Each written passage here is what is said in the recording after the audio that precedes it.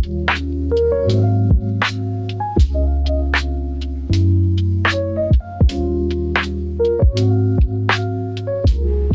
mga kakama! Welcome again to another episode of Bedtime Stories by yours truly, Juan Paulo Pineda. And we are now on our 10th episode, and for tonight's topic, it's about kamustahan lang totally. Okay? As in, purely kamustahan. So, kamusta yung ilang buwan nating pananahimik? But before anything else, since this is a podcast, you may use this episode as a background audio while you are doing some other things, like habang naglalaba kayo, naglilinis ng bahay, nag-aaral, nagtatrabaho, while driving, or gumagawa man ng ibang bagay. So eto na nga, kamusta na kayo? So it's been a while na hindi ako nakagawa ng aking podcast episodes kasi for the past, I think, 2 months, masyado akong nag-focus to myself, masyado akong nag-focus sa mga nangyayari in my life, kaya hindi ako nakapag-podcast episode recording. But we are fortunate right now that we are able to have free mind, free time to record a podcast and tell you some stories about what happened to my life recently.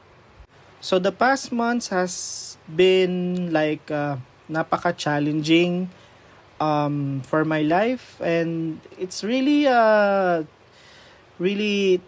testament or a revelation, or what I call it, parang divine intervention or something from our Lord for really what happening in my life right now. Yung mga nangyari for the past months in my life is patunay that I'm deeply loved by God for what's happening, and tuloy-tuloy niya akong ginagabayan sa lahat ng mga nangyayari sa aking buhay. Parang it's like 2 months na wala akong recording for my podcast, and kapag my mind is into creative, talagang gumagawa ko like artworks or podcast recording or sharing of my stories or tambay sa TikTok, posting on Facebook and something like that. Pero the past 2 months, I believe, yes, the past 2 months, or shall I say 3 months, parang na-shutdown yung sarili ko, yung pagiging creative ko, for what the challenges na na-encounter ko nitong mga nakaraang buwan, and would like to share you some of those, no? And this sharing of mine is not intended to hurt anyone or being like parang may sinisiraan ako or what, but is something na ito yung na-experience ko kasi for the past months, kaya I've been parang shutdown ako when it comes to creative. Parang tinatamad akong gumawa ng mga painting, tinatamad akong gumawa ng comics, tinatamad akong gumawa ng podcast episode to what happened, kasi mas naging focus ko yung sarili ko. So kung may narinig kayo sa ibang tao, like kapag may nakita kayong post about depression, tapos may mga nagko-comment na people na depression lang naman yan, something like that. Well, parang nakakapikon kasi hindi dapat nila lang yung ganong senaryo sa buhay ng isang tao. Parang wag natin baliwalain because it is true at totoong nangyayari yan, and that's what happened to me in the past few months, kaya totally parang na-shutdown yung creative side ko. Yes, I've been through a lot of depression and sobrang trauma for the past months, and actually it was started last year October. On my previous work, I'm thinking to quit, to resign. Pero parang sa tingin ko kaya pa, but it is still manageable. So October, November, December dumaan, then January there's something happened, and around February there's also something happened. So that's why I made up my mind to resign to my previous work around February. Then when the time I filed my resignation, there are job opportunities already waiting for me, and I applied also some. And then came third week of February, I got already a final interview. Then around Feb 25, I was hired already to my new company right now, and I'm very thankful to the company where I belong with right now, because they welcome me, they appreciate me, and then they believe in me, they believe in my capabilities. So on the month of January and February, and yun yung pinaka-challenging talaga kasi it's like a shifting of my career. There were time na talagang I don't want to go to work because there are some like factors na I don't know, it's like a trauma. So that's why I want myself to be like peaceful, and as much as possible I will work na panatag ako, pero hindi ako mapanatag during those months. So it's kinda unhealthy already. That's why kapag ako kasi, when I want to stay in an environment, then I will stay. But if I'm not comfortable na to stay, then probably I will think na to get out, no? To get out of that environment, then look for a good environment for me. Okay? It's really a traumatic experience for me for the past month, but for right now I already move on. I already prepared for the better, for the new chapter, and I'm so excited kasi parang there's a shift, no? May mga ano kasi ako may mga ni-register ako like horoscope online. Then may nababasa sila about my horoscope that there's something change within the month of February and March. Nabasa ko siya around January. So sabi ko parang hindi naman totoo. So kasi alam ko panatag ako and okay pa ako, I'm continuing to work. Pero dumating yung February and March, talagang nagkaroon ng shift. As in, parang sinasabi sa horoscope na there's a change on your star, that merong mangyayaring shift in your career, on your career path. So, parang sinasabi nila, you must be prepared for that. And then, pumasok pa yung Chinese New Year, na Year of the Fire Horse. Tapos, sinasabi madalas sa lahat ng mga nagsasabi or nagpo-fortune telling that the Year of the Rabbit, yung mga pinanganak na Year of the Rabbit, kasi I'm a Year of the Rabbit guy. Yung mga pinanganak for the Year of the Rabbit is maswerte, their career will bloom, their finances will bloom, will go up. So, hindi ako naniniwala agad. Di ba yung Chinese New Year, I think pumatak ng, second week of Feb, if I'm not mistaken, or, Feb 17 pumatak siya. So sabi ko, hindi ako naniniwala doon, no? Dumating yung time na may narinig akong about horoscope or fortune telling about the Year of the Rabbit, that before the Chinese New Year, there are already opportunities coming to me. So sabi ko, okay. So ako kasi, fire rabbit ako. So I don't know if that complements yung fire rabbit and fire horse. So, pero sinasabi nila, the number one top na magiging maswerte for the Year of the Horse or the Fire Horse ay yung mga rabbit. So, then sinasabi pa na, okay, before the Chinese New Year, may mga opportunities na darating, and then after the Chinese New Year, may transition na mangyayari for the Year of the Rabbit, or yung mga pinanganak for the Year of the Rabbit. So ako, yes, I'm waiting, then go with the flow lang ako with life. Then, unfortunately, may nangyaring event that around February 4, February 4, I decided to file a resignation. And then, sabi ko, parang nagkakatotoo yung nangyayari sa horoscope. Kasi Feb 4, nag-file akong resignation. Then, after that, I open my profile sa LinkedIn, sa Indeed, sa JobStreet for new work, new opportunity. Then came after mga 2 days, 5 days, After I check some posting, then I applied. May mga tumatawag na for interviews, for face to face or either online interview. So I answered them. Even quick calls, may mga nagki-quick call na rin. So grab lang ako ng grab na opportunity kasi okay, dumadating yan. It's a blessing already. So came after Chinese New Year. Syempre holiday, ay nasa bahay lang ako and then I was quiet. Then sabi ko, I will clean the house kasi tradition ko every Chinese New Year to clean the house actually para may swerte na papasok do sa bahay. Then meron akong coins in a bowl, so nilalagay ko siya do sa table ko para yung swerte papasok. So may mga ganong paniniwala ko, well, which is wala namang masama kung itatry, di ba? So sabi ko parang this year, the past year 2025 na I think that was Year of the Snake if I'm not mistaken. Let me check right now, baka nagkakamali ako eh. So, we are checking right now and yes, it was Year of the Snake.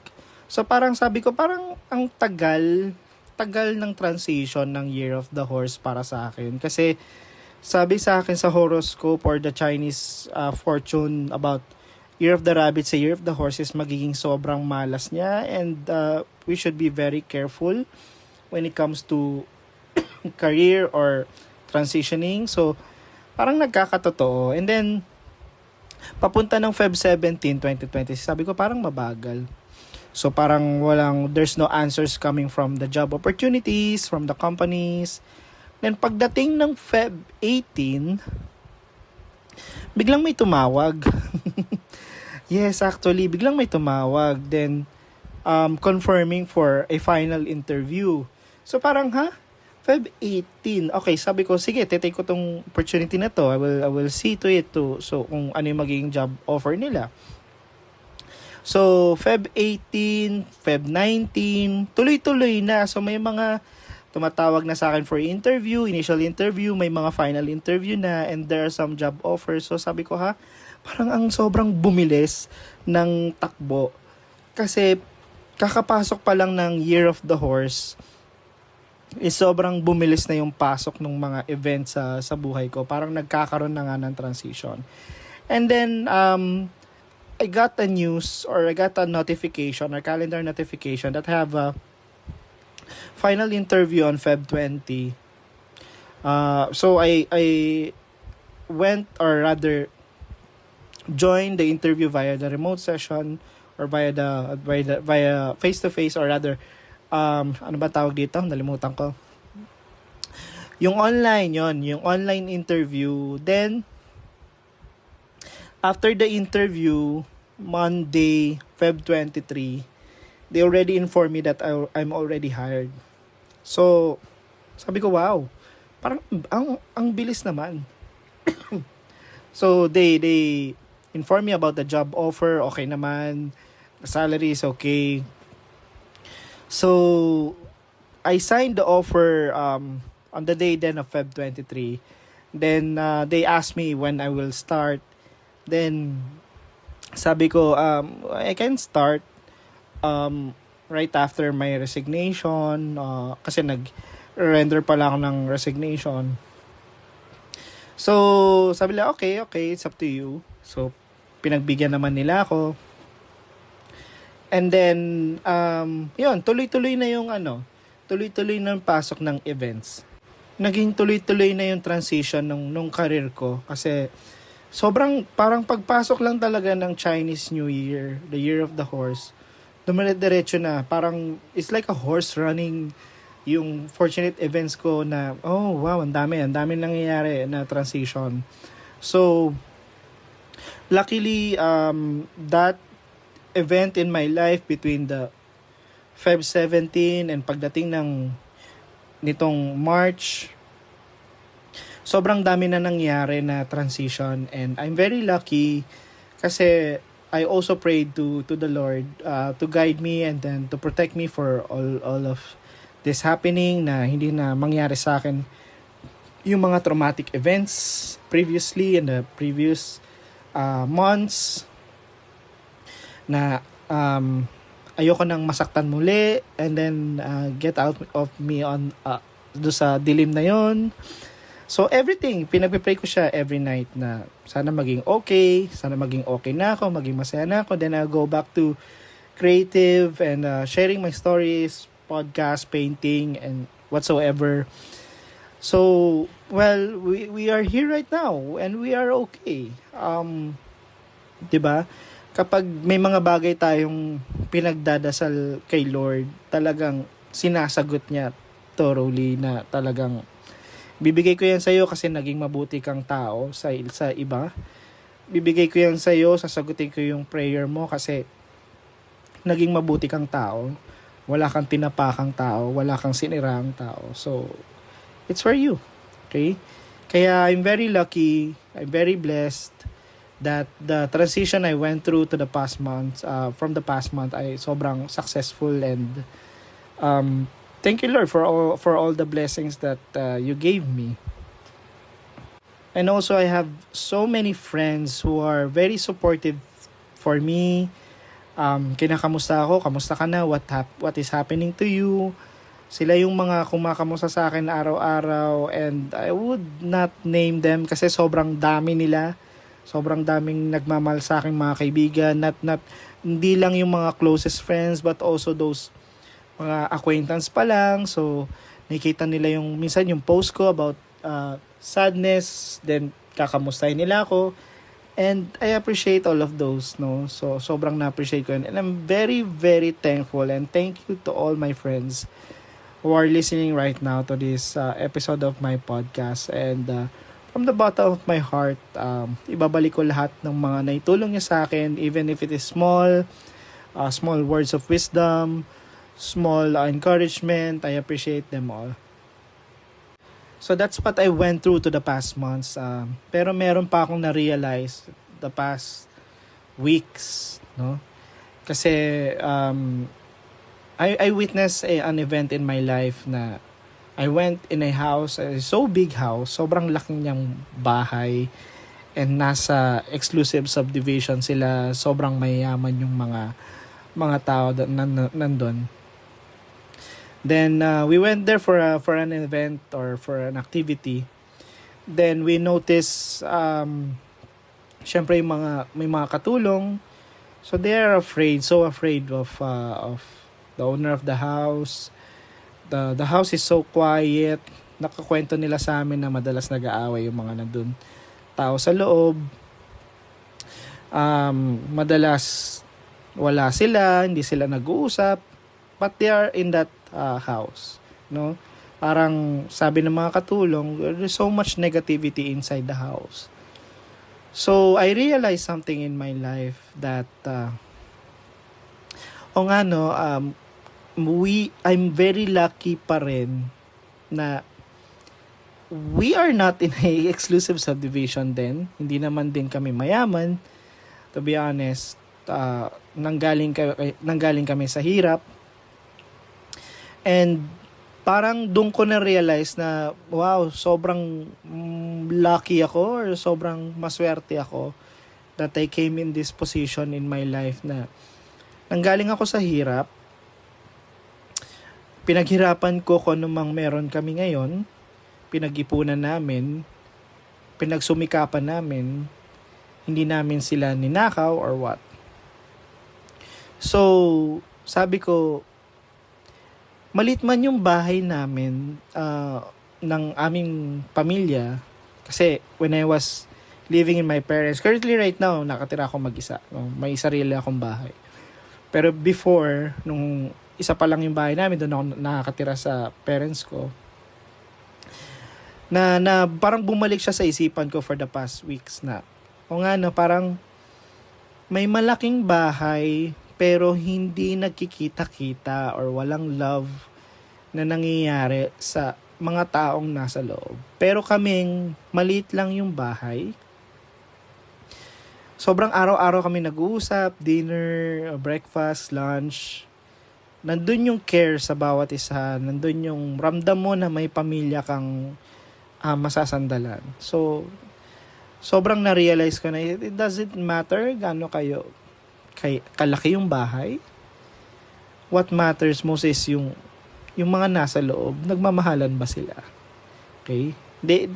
Do they care for each other? Kasi kami, maliit man ang aming bahay, pero sobra-sobra kaming may suporta at pagmamahal sa isa't isa. And that's what really makes me happy.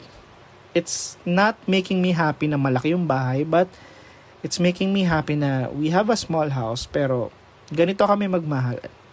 Ganito kami magsuportahan. And I'm so thankful to the Lord for all the blessings na binigay niya sa amin.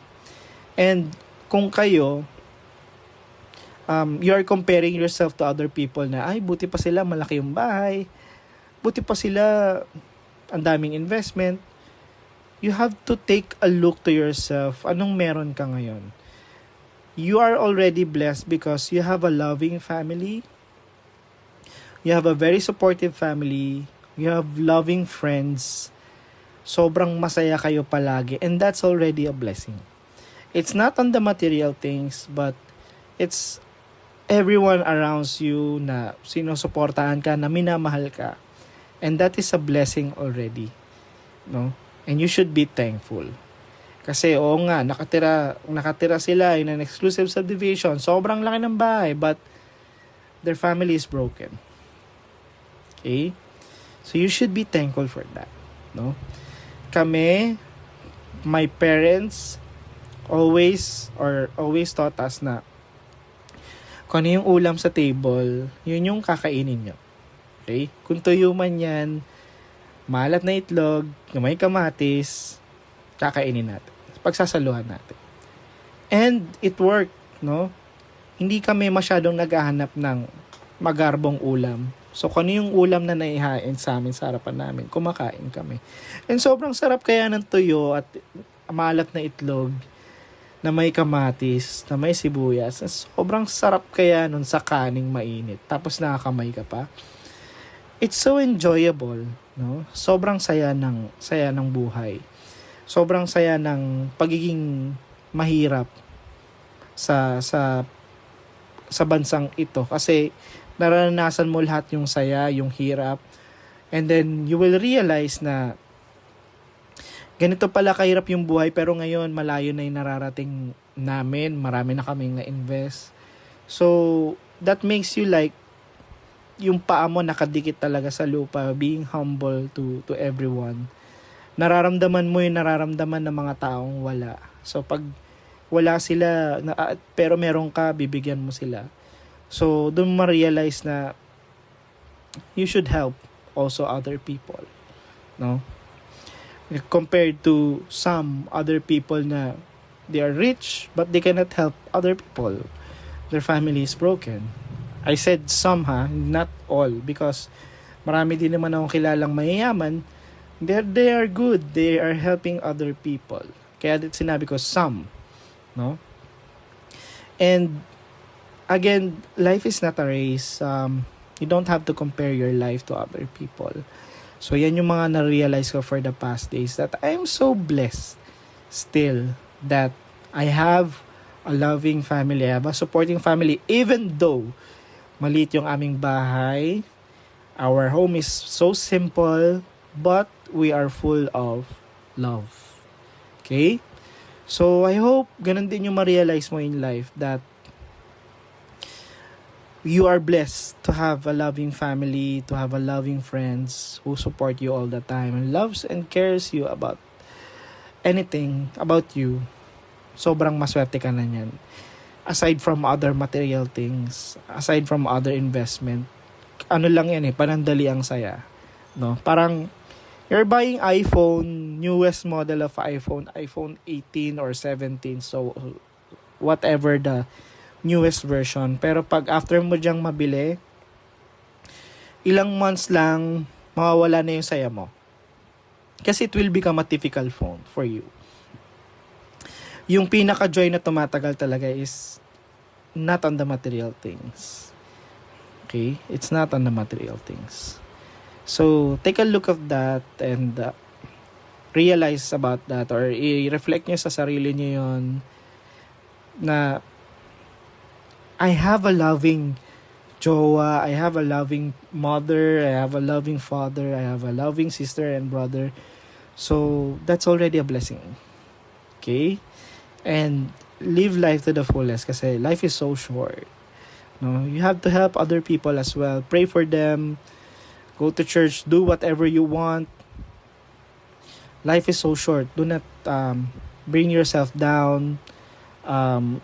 Huwag kang maging harsh sa sarili mo. Yan yung natutunan ko for the past days. Na I should not be harsh.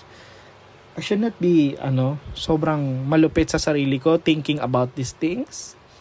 I should think positively. Everything will be okay.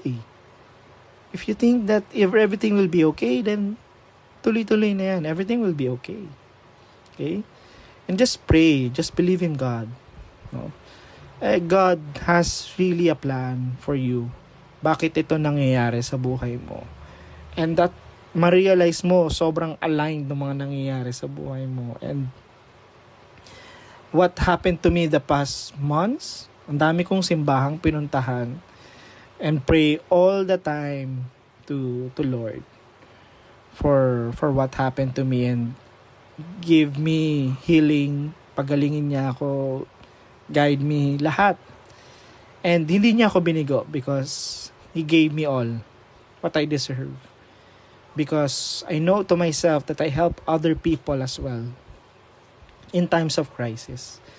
So sabi ko, Lord, kahit bahala na kayo, but I know to myself, I serve you, I help also other people. If you will not help me, it's okay, Lord, but please guide me, clear my conscience, or pagalingin niyo yung mind kong, tanggalin niyo yung galit sa puso ko, and everything like that. No? And He did. No? Nangyari. So I'm very thankful right now for what's happening in my life right now, and I'm very blessed that the transition, it's so fast after that Feb 17 Chinese New Year, and I'm so glad where I am right now. Ayun, so that's all. That's what I can share on my podcast right now, and I hope you will realize also that happiness is not on the material things. It's coming from the people around you who loves you the most. Okay? So thank you again for listening to my podcast episode, and I hope we are tuloy-tuloy na sa pag-record of the podcast, and rest assured, we'll share you more about what's happening on my life. Okay? Thank you so much mga kama. Bye-bye!